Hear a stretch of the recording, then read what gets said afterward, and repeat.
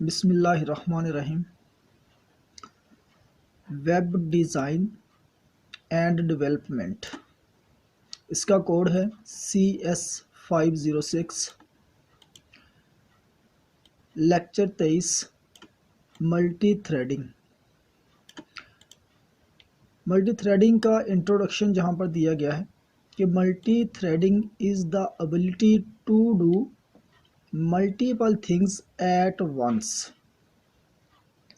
यानी multi threading क्या है? एक एबिलिटी है टू डू मल्टीपल थिंग्स, एक से ज़्यादा चीज़ों को करने की एट वंस, एक ही टाइम में, with in the same application, एक ही एप्लीकेशन के साथ।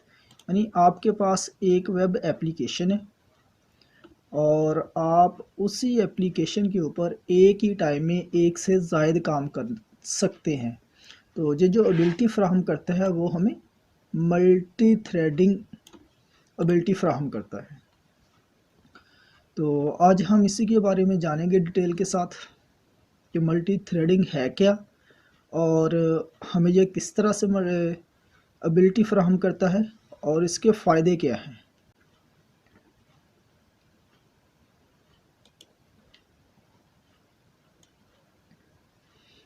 यहाँ पर मेरे पास एक वेब ऐप है। ये कोई भी वेब ऐप हो सकती है। आजकल इंटरनेट के ऊपर बहुत सारी ऐप्स हैं, बहुत सारी कंपनियों ने अपनी वेब ऐप्स बनाई हुई हैं, बहुत सारी यूनिवर्सिटीज़ ने अपनी वेब ऐप्स बनाई हुई हैं।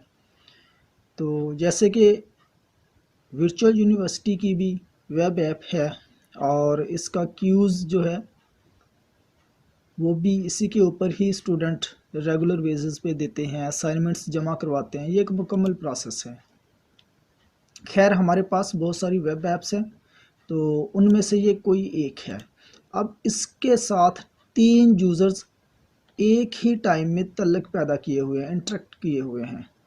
यूज़र 1 है, यूज़र 2 है और यूज़र 3 है। 3 यूज़र एट ए टाइम इस ऐप के ऊपर काम कर रहे हैं। अगर हम मल्टी थ्रेडिंग का इस्तेमाल नहीं करते तो फिर होगा क्या कि ये जो पहला यूज़र है,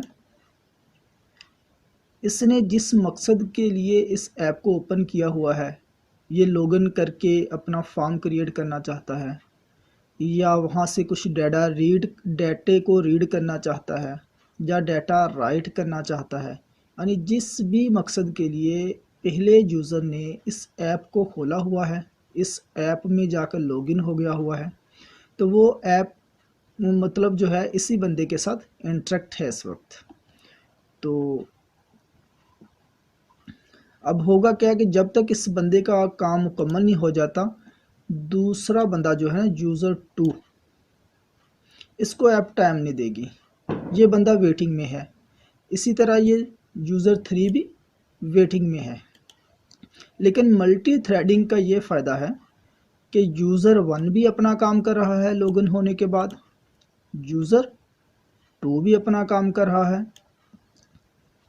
और यूज़र 3 भी अपना काम कर रहा है।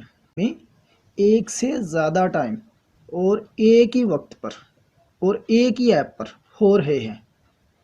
ये जो सारी एबिलिटी है, ये सारी फैसिलिटी हमें कौन देता है? Multi threading. यहाँ पर कुछ मैंने पॉइंट्स आपके लिए लिखे हैं, ये देखिएगा। More than 1 task same time, यानी एक से ज़्यादा टास्क एक ही टाइम में परफॉर्म करने की जो एबिलिटी होती है वो मल्टी थ्रेडिंग की मदद से है। इसकी एग्जांपल मैंने लिखी हुई है, जो अपना क्यूज़ है उसके हवाले से, कि क्वेश्चन भी रनिंग हो रहा होता है, क्वेश्चन भी आ रहा है, उसी टाइम पर टाइम भी चल रहा है, टाइम काउंट भी हो रहा है, फिर क्यूज़ को हल करने के बाद उसे सबमिट भी करवाया जा रहा है। एक ही टाइम में ये तीनों काम हो रहे हैं। तो ये मल्टी थ्रेडिंग की वजह से ही है। कहते हैं thread basically is light weight सब प्रोसेस। यानी मल्टी थ्रेड है क्या? ये एक लाइट वेट सब प्रोसेस, यानी एक छोटा प्रोसेस होता है। Small unit of process, process का एक छोटा unit. Multi processing and multi threading both achieve multitasking. Multitasking तो हम लोग जानते हैं कि कंप्यूटर पर हम एक ही वक्त में एक से ज़ायद एप्लीकेशंस को चलाते हैं। जैसे कि अभी मैंने आप लोगों के सामने अपना ब्राउज़र ऑन करके पीडीएफ फाइल को भी ओपन किया हुआ है और एमएस वर्ड की फ़ाइल को भी ओपन किया हुआ है। जब मुझे ज़रूरत पड़ती है पीडीएफ फाइल की तो मैं उसके ऊपर चला जाता हूँ, जब मुझे एमएस वर्ड फाइल की ज़रूरत पड़ती है तो मैं उसके ऊपर चला जाता हूँ। तो दोनों ऐप्स को मैं एक ही टाइम में यूज़ कर रहा हूँ। तीसरा मेरा साउंड रिकॉर्डर, चौथा मेरा स्क्रीन रिकॉर्डर, यानी ये चारों ऐप्स इस वक्त चल रही हैं। तो ये सारा जो प्रोसेस है, एक से ज़ायद ऐप्स जो हम एक ही टाइम में चलाते हैं वो मल्टीटास्किंग कहलाता है। अच्छा, मल्टीटास्किंग को हासिल करने के लिए, मल्टीटास्किंग को अचीव करने के लिए हम दो मेथड्स को यूज़ करते हैं। एक मल्टी थ्रेडिंग है और दूसरा मल्टी प्रोसेसिंग है। अब मल्टी थ्रेडिंग क्या है? मल्टी थ्रेडिंग जो है ये एक सब पार्ट है ऑफ मल्टीटास्किंग का। जी, तो अपने पीडीएफ जो नोट्स है उसकी तरफ चलते हैं। मल्टी थ्रेडिंग की समझ आ गई आप लोगों को, तो उम्मीद है इसे भी एक बार रीड कर लेते हैं। कहता है थ्रेड आर लाइट वेट। ये सारी वही बातें जो मैंने पॉइंट्स की शक्ल में लिखी हुई इस पैराग्राफ में मौजूद है। आप लोग इस पैराग्राफ को एक बार पढ़ सकते हैं।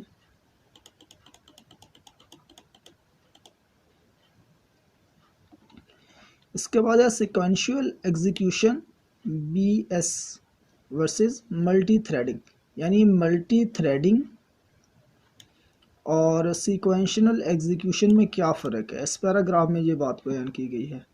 अब every program has at least one thread.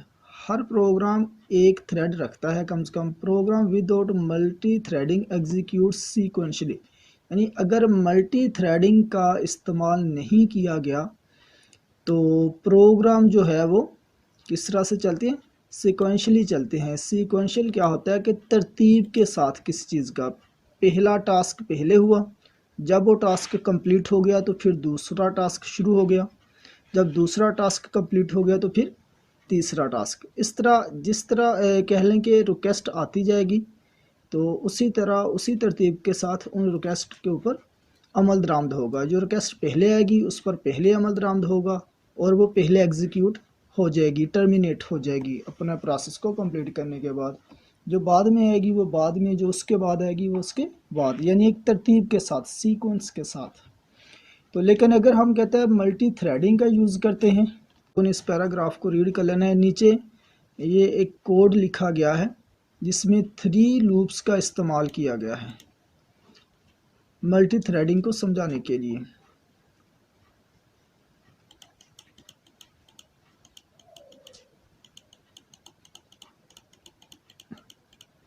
जी, जो ऊपर 3 लूप्स का यूज़ करके एक मल्टी थ्रेडिंग के लिए कोड लिखा गया है, यहाँ पर उसकी आउटपुट दिखाई गई है। इसमें 5 आइट्रेशंस हो रही हैं।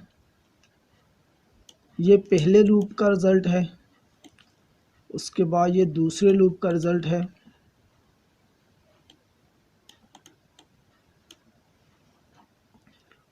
इसके बाद ये थर्ड जॉब यानी तीसरे लूप का रिज़ल्ट है।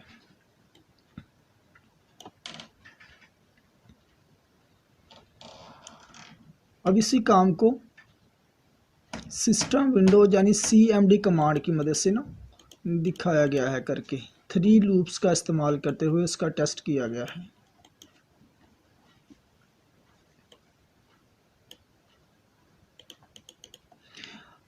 अब जो ऊपर 3 लूप यूज़ करके टेस्ट प्रोग्राम किया गया है या लिखा गया हुआ है, उसी के बारे में बताया हुआ है कि हर लूप जो है वो 5 आइट्रेशंस रखता है, 1 2 3 4 5। अभी हमने ऊपर डायग्राम में देखी इसकी आउटपुट में।